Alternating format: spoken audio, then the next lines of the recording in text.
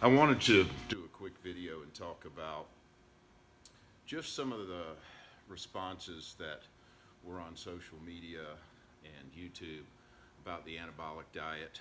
Um, Really, just about the question that was asked about, the best and quickest um, diet that the members knew of.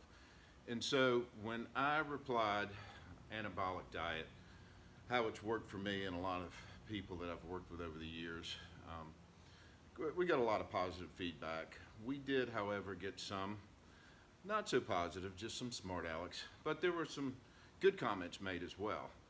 And one in particular is calories in versus calories out, which is a valid argument. That will always work. If you're trying to lose weight and you're in a calorie deficit, you're going to lose weight. So if you're doing more in terms of physical activity and expending more calories you're taking in, that will absolutely work. The problem with that is, though, it's tough to maintain is sustainability. And so even the most hardcore dieters and bodybuilders and athletes, it's just not feasible for most. I know it's not for me, um, but it's not feasible to sustain that for a long period of time. And so the question wasn't, what worked, but what was the best, the easiest, and in my mind, the most sustainable.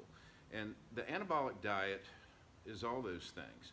It's a keto diet that's tweaked for bodybuilders, for athletes.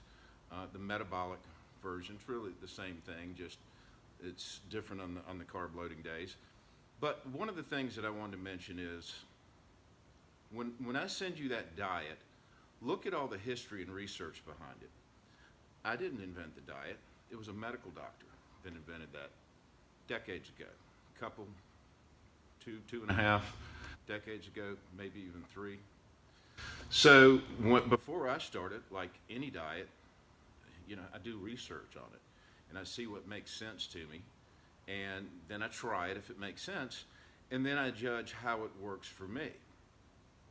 And that's what it comes down to. It comes down to your decision. And you know your body better than anyone, better than your doctor. So when you go to your doctor, if he or she's trying to tell you how you feel or how this affects you, get a new one.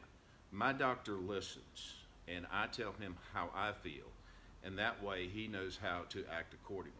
So when it comes to a diet, you need to do your own research, and if you get a diet, it needs to be something like what you get from me. It's a book that you got from me, and it talks about the history of it, the science behind it, and it's got meals that make sense. So you need to do that kind of research.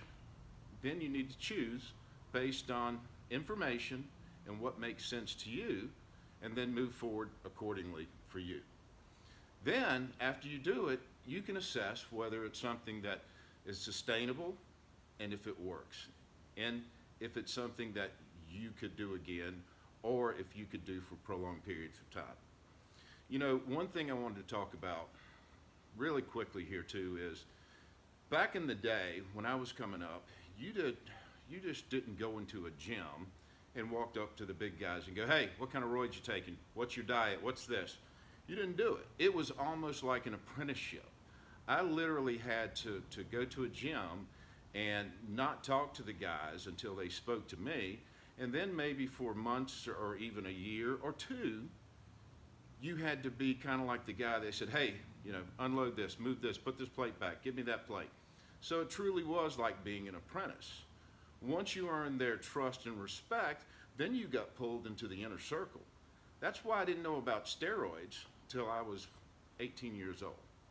Now, any kid that's got the internet knows about them and wants to get them first. So we've lost a lot of that camaraderie. We've lost a lot of that need to get to know who and what we're dealing with. It's just there and accessible. So sometimes what's accessible isn't necessarily the best thing for you. And you also have to deal with a lot of negativity, negative comments, people who aren't really looking to help, just really looking to hurt. So you have to take these things and you have to filter it and you have to just take the good from it, because there is a lot of good, a little bit of bad. So the internet should take what we used to do back in the day as far as being that apprentice and working out with the big guys and learning what they learned. It should take that and just multiply it and make it better and easier.